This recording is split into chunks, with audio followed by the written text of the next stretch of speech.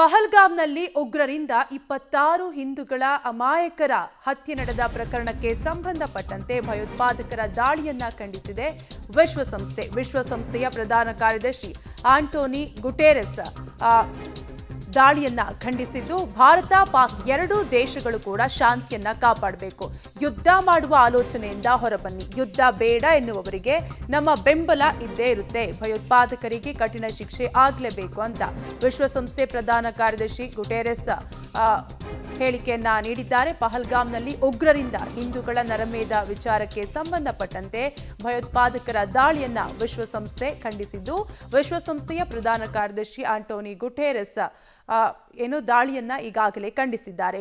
ಭಾರತ ಪಾಕ್ ಎರಡೂ ದೇಶಗಳು ಶಾಂತಿಯನ್ನ ಕಾಪಾಡಬೇಕು ಅಂತ ಗುಟೆರೆಸ್ ಹೇಳಿದ್ದಾರೆ.